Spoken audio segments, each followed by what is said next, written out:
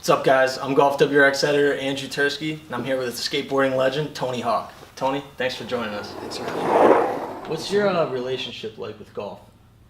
I played as a kid with my mom. Actually, we took golf lessons for a while, and then I tried to pick it back up when I was really skating a lot and succeeding, and then I just couldn't find the time. But I enjoyed it. I mean, I liked the challenge of it. What would you change about golf to get someone like you playing a bit more? That's a good question. I think it's just really the time constraints, and I feel like you need that long periods of time to get better at it. But at the same time, like, my life is super hectic and always moving and going places, and so I feel like if I had some, an hour or two, then that would make it a lot easier for me. And I feel like you can do obviously 9 holes or whatever, but maybe if that's more the directive, that might help. How would you change golf to get someone like you when you were 15 to start playing golf? Like, how could golf be a little bit more cool?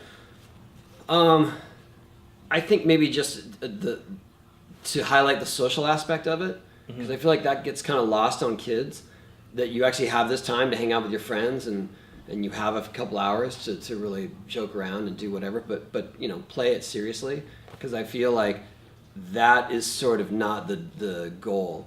And I don't know, I liken it to, if you go, just for instance, if you go gambling. I like playing blackjack. Not that I think it's the best game, but it's more social. You're hanging out with your friends and you're joking around and stuff like that. And I feel like that element of golf is something that needs to be highlighted more, especially for kids.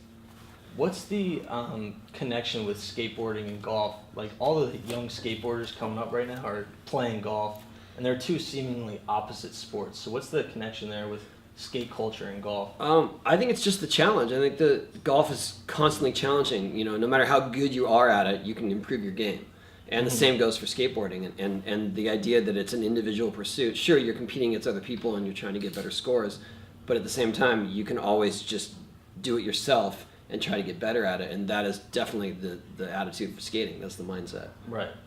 How can golf apparel change a little bit? What do you think about that? I don't know. I don't think. I guess golf apparel, if anything, it could just be a little more edgy, and I feel like that is coming to fruition.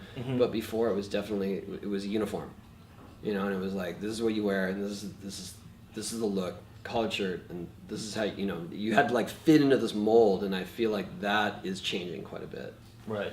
In the age of social media now, with like Twitter and Instagram and all that, how can we get more like 10, 12, 13-year-olds involved with golf?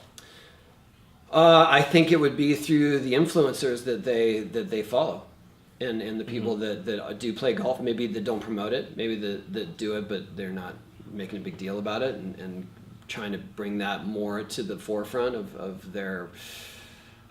what they share. But for sure, I was talking about it earlier, like the pro surfers, a lot of them are really good at golf because they have so much downtime when they go travel and waiting for waves.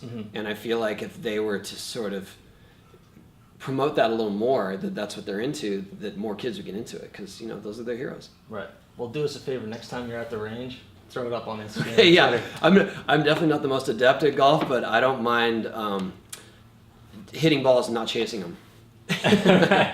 Right. So last, I'll do a skate question for you. What's the proudest trick that you've landed throughout your career? The proudest trick. Well, I mean, a lot of people associate me with the 900, which is definitely you with spinning a lot. Yep. Yeah, I think that trick for sure. Well, for me, it was sort of it marked the end of my competitive career. So for me, it was it was something that I've been working on for almost 10 years of my life. So that was a big moment for me and totally unexpected. But I think that in terms of something I'm more proud of internally, Ollie 540, because I feel like for me that opened up a whole new. It opened up new direction in terms of being able to spin and not hold your board, and something I literally thought was impossible, a few years prior to that. And so I know it's not like the most groundbreaking trick nowadays, but I still feel like, that kind of changed my perception of what I could do on a skateboard. Do you still skate at all? I still skate. I'm going to skate right now, actually. Love it. We won't hold you up anymore. Okay, Thank you, cool. Tony. Yeah, thank you. Appreciate it. Buddy.